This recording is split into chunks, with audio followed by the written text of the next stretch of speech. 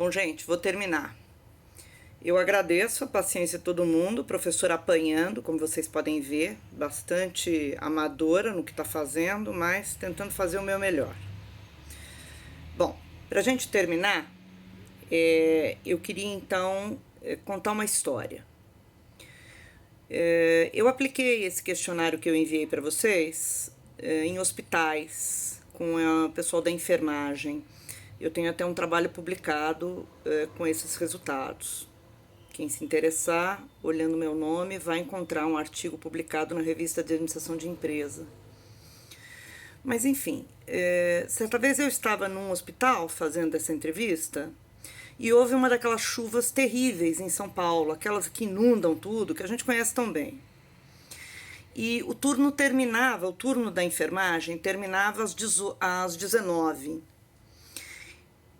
Então, às 19h trocava o turno para o turno da noite. Só que às 19h o pessoal não chegava, por causa da enchente, por causa do caos de São Paulo. Então, a supervisão, né, a gerência da enfermagem queria que alguns profissionais permanecessem para além das 19 horas. E muitos profissionais diziam, olha, impossível, eu tenho que procurar meu bebê, eu tenho que fazer isso, fazer aquilo. E outras simplesmente não respondiam nada e algumas permaneceram. No dia seguinte, a conversa era, a supervisão da enfermagem falou, porque quem foi embora não tem comprometimento. Então, esse é um exemplo de como a palavra comprometimento aparece na vida comum, na vida que não é acadêmica, né? É sempre assim, ter comprometimento significa que você, no vulgar, né? Significa que você abriu mão de tudo para ficar no trabalho, para vestir a camisa da empresa. Então, esse texto e esse estudo que a gente tá fazendo aqui é para a gente sair desse senso comum e construir o conceito, entender. Então, comprometimento é uma variável que fala do vínculo que você tem com as organizações e o que permeia, ou qual é a natureza deste vínculo, né? Então, vejam, quando Meyer e Allen falam de comprometimento afetivo, eles estão dizendo, olha, existem pessoas que têm um comprometimento que vai pela causa, porque elas têm ali uma questão afetiva relacionada à sua história com aquela organização, a experiências prazerosas, enfim. Quando Meyer e Allen falam de comprometimento normativo, eles estão dizendo, olha, a principal composição ou natureza desse vínculo é uma noção de dever, o que é diferente do afeto. E, finalmente, eles falam do comprometimento instrumental, que é o comprometimento de, não tem outro emprego, preciso dele, muito comum em servidores públicos, né? É o emprego que tem. Agora, é muito importante observar que, ao contrário do que se acha popularmente, o comprometimento instrumental, ou seja, o comprometimento por causa do salário, o comprometimento porque é o emprego que tem, o comprometimento porque estou com medo de ser mandado embora, ele não é menor ou menos importante que o comprometimento afetivo.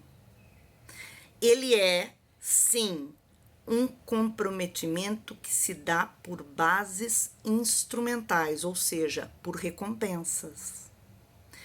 Então, baseado nisso, eu gostaria que vocês refletissem sobre a situação dessas enfermeiras e enfermeiros.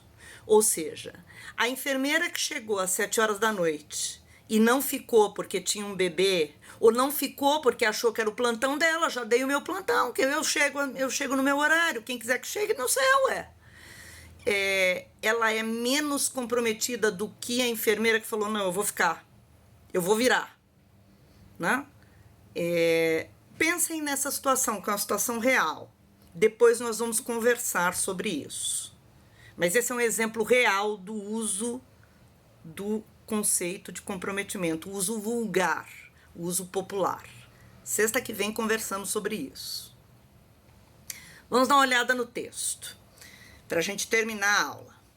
Vejam lá, eu não quero que vocês decorem isso, mas eu só quero dizer o seguinte: na vida de vocês, como lideranças, como pessoas que vão receber responsabilidades nas organizações, vai ser comum falar de comprometimento. E aí, muitas vezes, eu vejo trabalhos dessas pessoas que às vezes não aparecem, porém, foram elas que inspiraram o tratamento desses temas dentro das empresas. O grande exemplo, Meyer e Allen. Às vezes aparecem trabalhos de Allen e Meyer, porque essa dupla fez vários trabalhos, às vezes um é o primeiro autor, o segundo. No Brasil, esse autor desse artigo que eu dei para vocês hoje, o professor Jairo Eduardo Borges Andrade, ou Borges Andrade simplesmente, é o grande autor que fez essa discussão no Brasil, se era a mesma coisa, se era necessário fazer críticas ao trabalho de Meyer e Allen, se Meyer e Allen seriam diferentes no Brasil.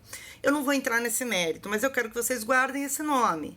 Toda vez que você precisar entender o conceito de comprometimento para trabalhar com ele aqui no Brasil, você vai se lembrar do trabalho do professor Borges Andrade.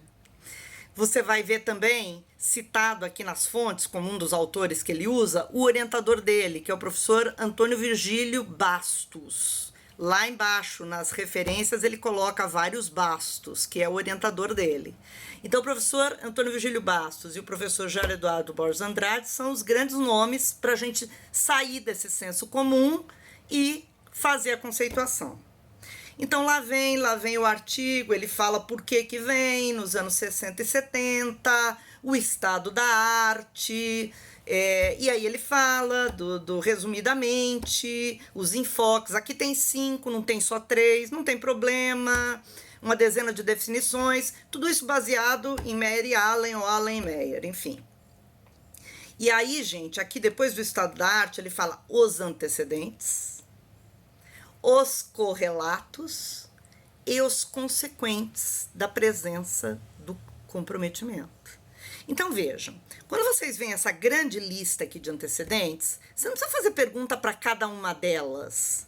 Você pode conversar com a pessoa e identificar se de alguma maneira você percebe ou entende que ela está falando de alguma dessas coisas. Porque aí significa que provavelmente ela está falando de comprometimento também. Vamos dar um exemplo, olha, né? Antecedentes do comprometimento, ele põe assim, comunicação do líder. Então, parece um pouco óbvio que se a liderança tem uma comunicação adequada e de boa qualidade, antecede a presença de comprometimento. E provavelmente, no que a gente chama na estatística, uma correlação positiva. Quanto melhor a comunicação do líder, maior o comprometimento. Agora, vejam aqui nesses mesmos pontinhos aqui, trabalho desafiante e tal, tem aqui baixa sobrecarga de papéis. Então, provavelmente, onde eu tenho baixa sobrecarga, eu devo ter muito comprometimento. A presença dos antecedentes, portanto, aqui é um exemplo de como vocês podem conversar com as pessoas sobre comprometimento e entender na fala delas, que é uma fala geral, se elas estão ou não se referindo a algo que antecede ou indica que há comprometimento, ou ao contrário, que não tem, ou que tem um comprometimento instrumental, ou seja, eu tô aqui porque preciso criar meus filhos, e eu que tenho, mas no dia que eu me livrar, não quero mais saber disso, né? Vamos lá, aí a gente vai indo, vai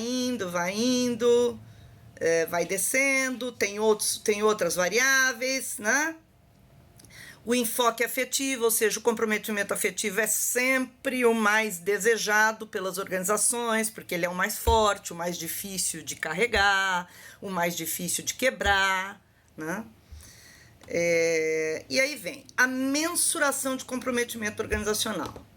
Nessa parte, eu gostaria muito que vocês lessem com atenção, vissem um exemplo de estudo que foi feito pelo professor Borges Andrade com a Embrapa, com a Sudeco, mas eu queria que vocês vissem também, aqui tem uma sigla aqui, o OCQ, Questionário de Comprometimento Organizacional, Organizational Commitment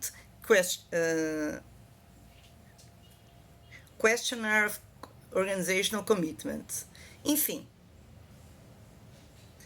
procurem, vocês vão achar a versão em inglês. Se vocês acharem outros trabalhos do professor Borges Andrade ou do professor Bastos, vocês vão ver outras traduções em português. A que eu mandei para vocês é a minha tradução.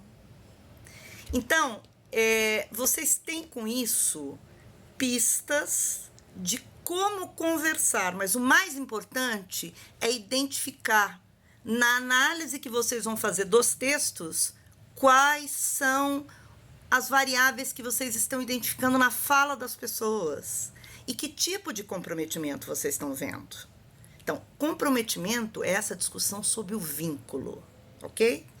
Eu vou agora interromper e vou fazer um vídeo final falando sobre fazer entrevistas. Tudo bem, gente? Pode me mandar questão. Os grupos que já estão querendo falar comigo, me dá um minutinho. Deixa eu só terminar aqui e vou responder todo mundo.